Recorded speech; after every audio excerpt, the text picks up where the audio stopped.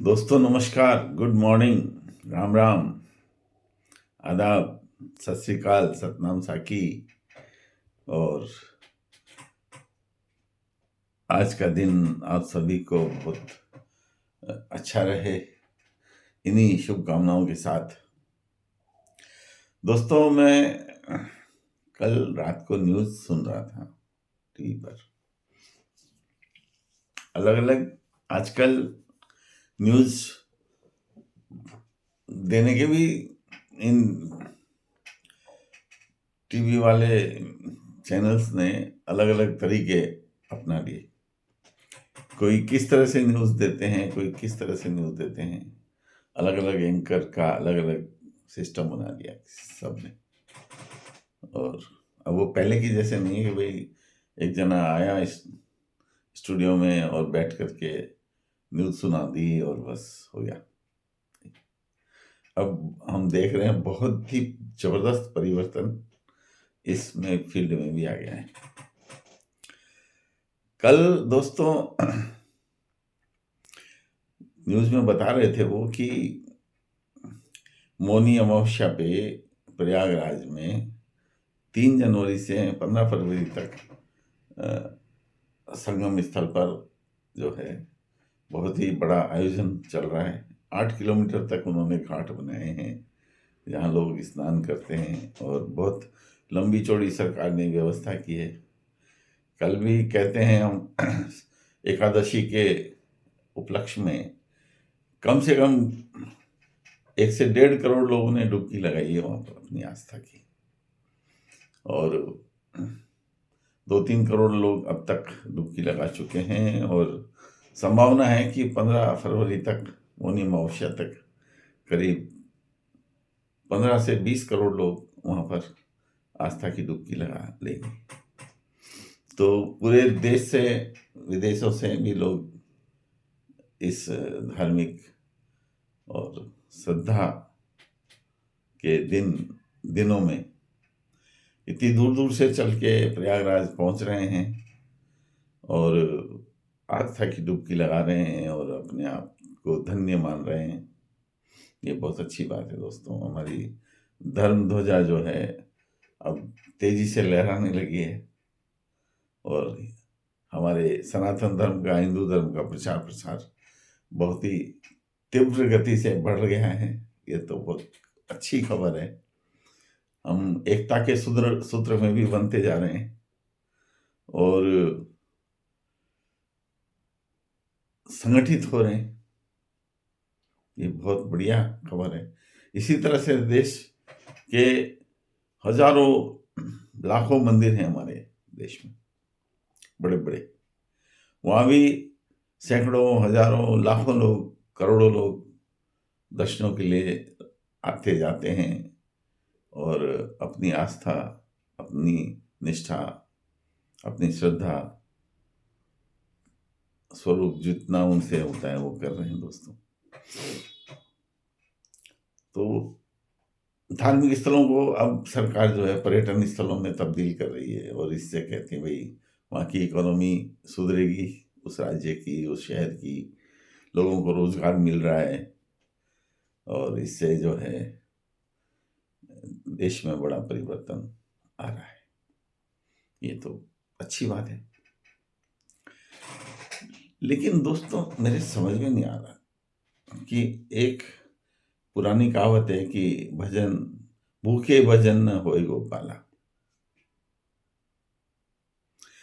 तो एक तरफ तो हमारी सरकारें कहती हैं कि साहब हमारे देश में 80 करोड़ लोग तो गरीबी रेखा से नीचे हैं, जिनको कि सरकार 5 किलो अनाज देती है, उनको मुफ्त में मकान देती है, जमीनें देती है, पेंशन्स देती है, अलग अलग वृद्धों को अलग पेंशन देती है, दिव्यांगों को, विकलांगों को अलग सहायता देती है और सारे गरीबों को मुफ्त इलाज मुहैया करा रहे हैं। टेस्ट दुनिया भर के जो भी मेडिकल के टेस्ट होते हैं वो सब मुहैया करा रहे हैं।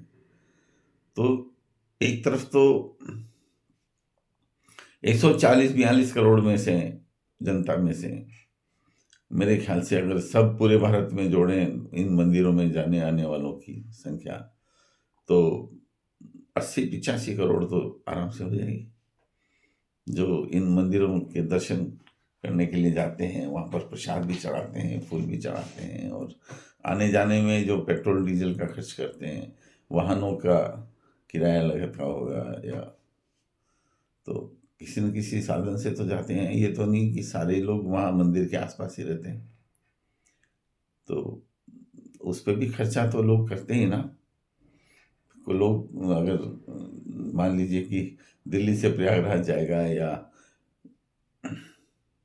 उत्तर भारत से तो जाएंगे तो चलो फिर भी नज़दीक है, बाकी दक्षिण भारत से जाएंगे, उधर पश्चिमी भारत से जाएंगे, पूर्वी भारत से लोग आते हैं, तो फिर लंबा चौड़ा खर्चा तो करके आते हैं ना। इसका मतलब उनके पेट तो भरे हुए हैं। इसका मतलब ये है कि उनके पेट तो भरे हुए हैं, तभी वो फिर भजन करने के लिए निकलते हैं। तो फिर ये विरोधाभासी बातें, इधर फिर गरीबों को मनरेगा में रोजगार चाहिए, एक तरफ हम कह रहे हैं बहुत भयंकर बेरोजगारी हमारे देश में फैली हुई है। अब ये सब बहुत सी बातें, ऐसा लगता है दोस्तों कि हम मतलब असलियत को छुपा रहे हैं क्या? जो जब हमारी धार्मिक आस्था इतनी प्रगाढ़ है, इतनी मजबूत है कि हमारे धर्म कर्म करने से ही हमारी सारी समस्याओं का समाधान हो जाता है, मंदिरों में जाने से ही अगर हमारी सारी समस्याओं का समाधान हो जाता है, हम ये मान लेते हैं भगवान ने हमारी सुन ली और भगवान हमारी, हम इस कार्य को पूरा कर देंगे। इस आस्था और इस विश्वास पे अगर हम चल रहे हैं, और दूसरी तरफ हम साइंस और टेक्नोलॉजी और रिसर्च इस पर भी काम तो कर रहे हैं, लेकिन ये जो काम हमारा हो रहा है, ये हमारे देश की जितनी जनसंख्या है दोस्तों, हमारे देश की जितनी शक्ति है, उसके अकॉर्डिंग जो हमें टेक्निकल, साइंटिफिक और रिसर्च वगैरह जो करनी चाहिए, वो उतनी हो नहीं रही। हम धार्मिक, मैं इसको अंधविश्वास नहीं कहूँगा, रूढ़िवादी भी नहीं कहूँगा, और पाखंड भी नहीं कहूँगा मैं तो, चलो, लेकिन इसके तुलना में हमारे यहाँ पर जो रिसर्चेज हैं, या टेक्निकल और इंडस्ट्रियल डेवलपमेंट है, एजुकेशनल डेवलपमेंट है, ये कंपैरेटिवली बहुत ही पुअर है दोस्तों। हम लोग इस पर ध्यान देने के बजाय, क्योंकि कल ही हम देख रहे थे कि इस वक्त भारत और दुनिया में बहुत, भारत को, मेरे को लगता है कि बहुत संघर्ष करने की आवश्यकता पड़ गई, क्योंकि जितने भी शक्तिशाली देश, हालांकि भारत भी शक्तिशाली देशों की श्रृंखला में, नामों में अब तो बहुत ही डाउनफॉल हो गया है, जैसा कि रिपोर्ट्स आ रही हैं। अब ये असली हैं या नकली हैं, ये तो गॉड नोस, लेकिन एक भारत का नागरिक होने के नाते दोस्तों, मैं भी सोचता हूँ कि ये सब हो क्या रहा है। हमारे मिसाइलें भी बन रही है हमारे देश में, और ड्रोन्स भी बन रहे हैं, लेकिन उसमें भी कल भी मैंने न्यूज़ में यही पढ़ा था कि दूसरे इजराइल और ऐसे इंडोनेशिया और इस तरह के देशों की मदद से बन रहे हैं। टेक्नोलॉजी वहाँ की है और काम हम यहाँ कर रहे हैं। वहाँ से हम उनके पार्ट्स मंगा मंगा के उनको यहाँ पर असेंबल कर रहे हैं, और फिर ये चीज़ें हम बना रहे हैं। तो जब कोई भी चीज़ अगर हम बना रहे हैं यहाँ पर, तो उसके जितने भी पार्ट्स हैं वो भी सक्सेसफुल, मतलब अच्छी क्वालिटी के, वो हमारे यहीं बने, तब हम कह सकते हैं कि ये हमारे यहाँ पर मेक इन इंडिया हो रहा है, और सब कुछ हमारे यहीं पे बन रहा है। हमारे यहाँ पर अब टेक्नोलॉजी और साइंस और रिसर्च में डेवलपमेंट हो रहा है। तो दूसरों देशों की मदद से, या दूसरों देशों से ही हम अगर खरीद रहे हैं, हथियार खरीद रहे हैं, या गोला बारूद खरीद रहे हैं, या टैंक्स खरीद रहे हैं, जेसीबियाँ खरीद रहे हैं, या बुलडोजर खरीद रहे हैं, मशीनरी खरीद रहे हैं, और छोटी छोटी चीज़ें भी हम विदेशों से खरीद रहे हैं, और फिर हमारे यहाँ पर उनको सर्व कर रहे हैं हम।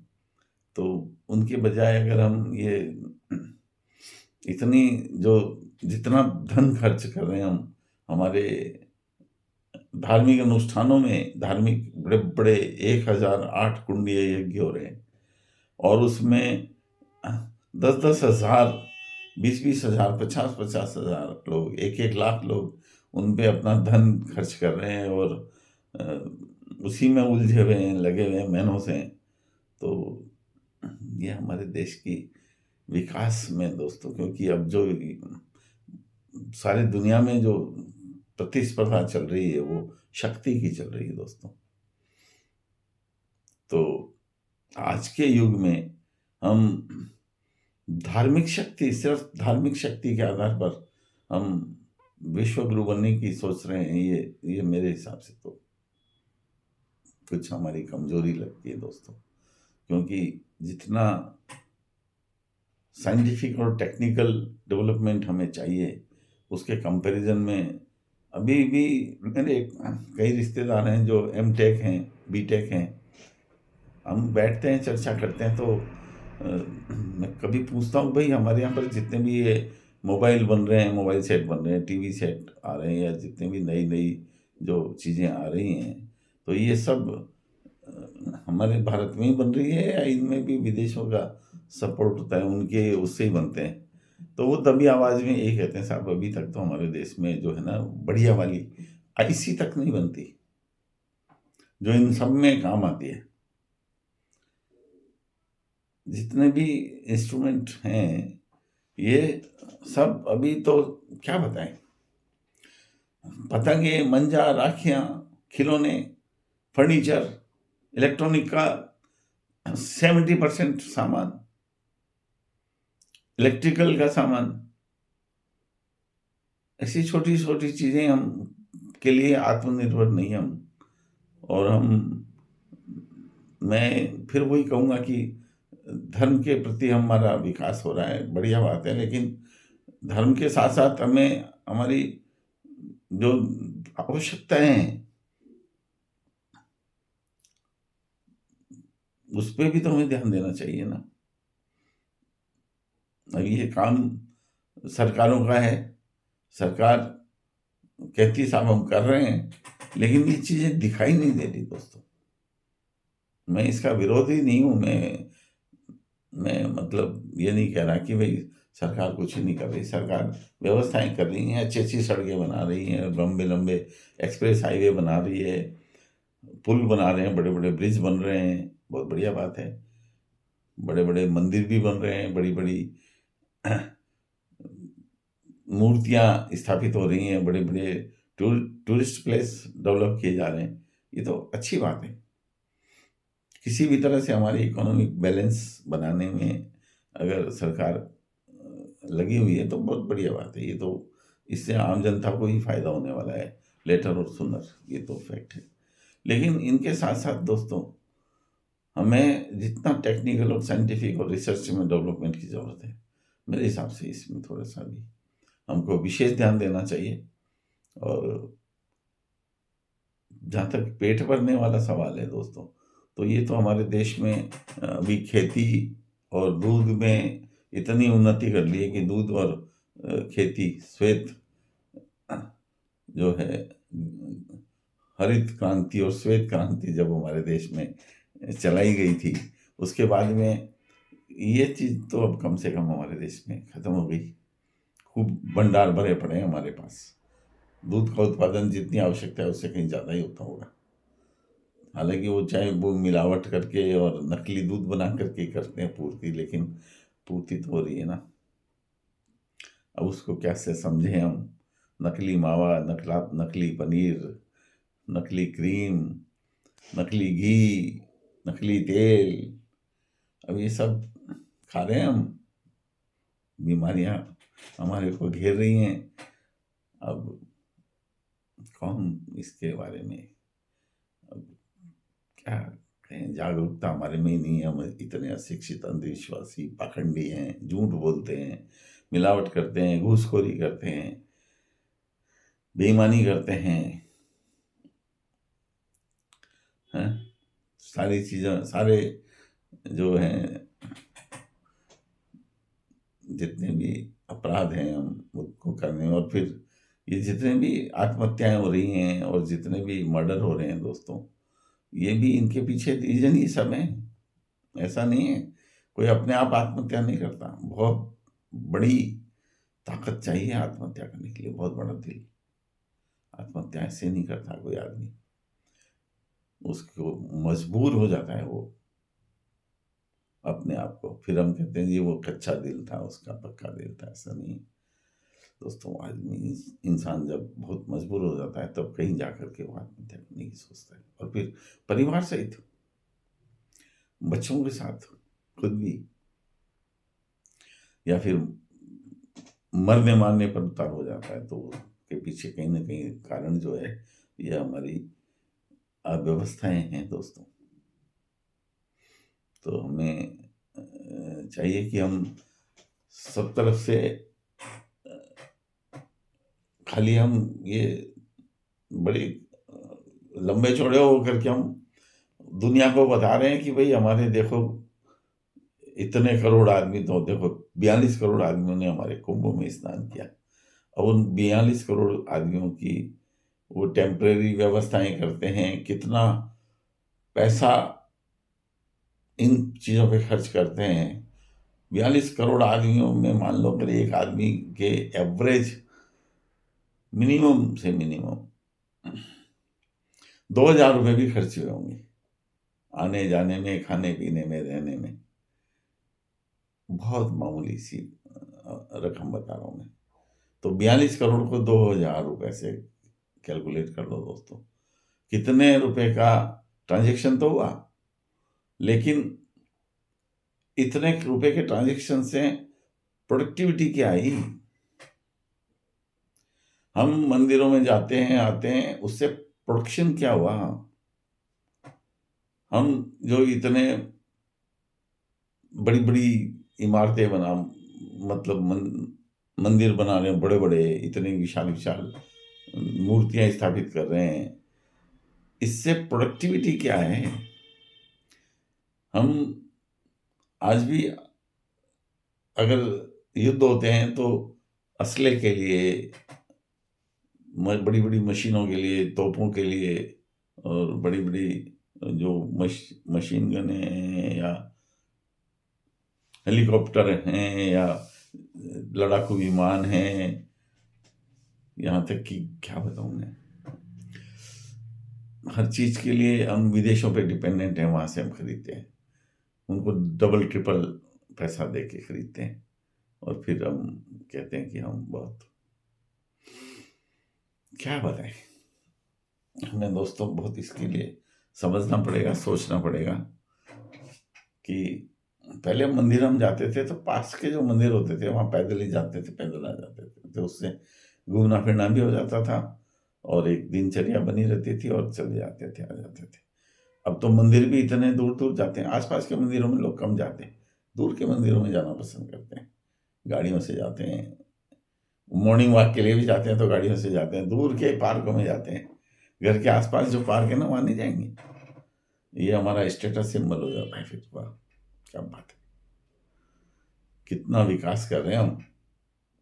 सोचो दोस्तों, ये छोटी छोटी बातें हैं, लेकिन इनका बहुत ही प्रभाव पड़ता है हमारी ओवरऑल कंट्री पर, हमारी ओवरऑल मानसिकता पर, हमारी ओवरऑल विचारों पर। क्योंकि अभी भी हम न्यूज़ सुनते हैं, देखते हैं, तो दुख ये होता है दोस्तों कि हम जो विकास हमें करना चाहिए, हम उस विकास पे ध्यान नहीं दे रहे, और हम आध्यात्मिक विकास, धार्मिक विकास, ये धार्मिक परंपराएं, अंधविश्वास, आडंबर,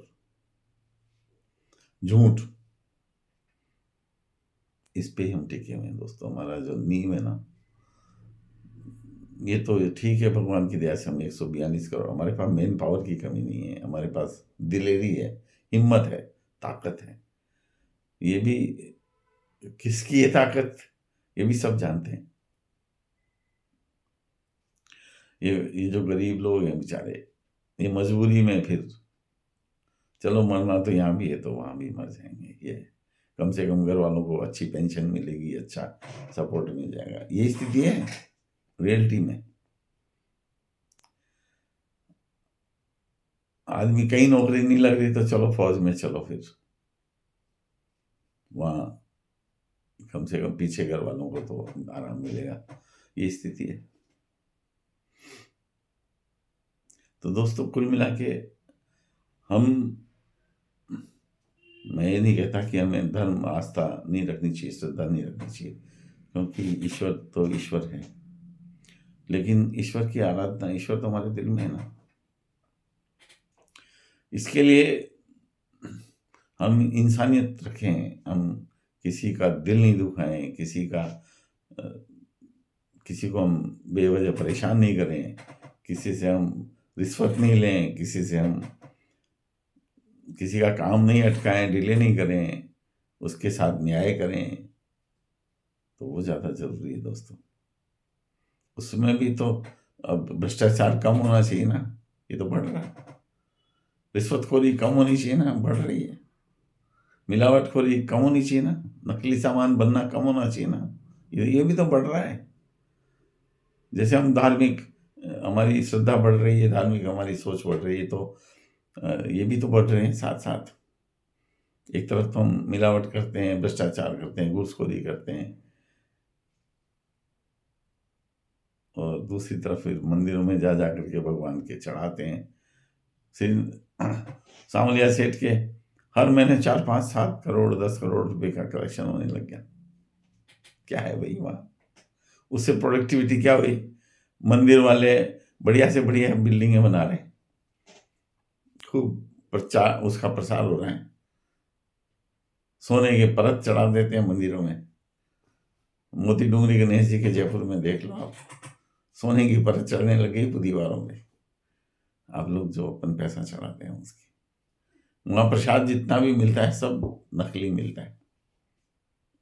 उसका टेस्ट देखो, 500 रुपये किलो देते हैं, जो बाजार में 380 रुपये किलो मिल रहा है आराम से, वो प्रसाद भी वहाँ पर 500 रुपये किलो देते हैं, और फिर वो भी नकली, आधा मिलावट वाला। कोई ने आज तक जांच नहीं की, क्योंकि वो तो मंदिर का प्रसाद है, उसकी क्या जांच करें। अरे वो भी हमारे पेट में जाता है तो हमें कितना नुकसान पहुंचा रहा है, किसी ने सोचा? कोई नहीं सोचता। हम कहाँ जा रहे हैं दोस्तों? हमें हर व्यक्ति को सोचना पड़ेगा। अब तो हम इतने अशिक्षित भी नहीं रहे, तो शिक्षा का प्रचार प्रसार भी हो रहा है, विद्यालयों पे ध्यान नहीं दे रही है। भी परसों भी बूंदी में छत गिर गई, और ये तो नसीब से बच्चे बाहर थे, उसके नीचे नहीं थे, वरना उसके नीचे बैठ के वो करते हैं भोजन प्रसादी, वहाँ उसी के नीचे बैठ करके वो। तो इस तरह से दोस्तों कि ये सब चीज़ें हमें सोचनी पड़ेगी। बाकी आप सोचिए भी, और चुस्त रहें, मस्त रहें, खुश रहें, स्वस्थ रहें और मुस्कुराते रहें, क्योंकि ये ज़्यादा ज़रूरी है। Thank you very much.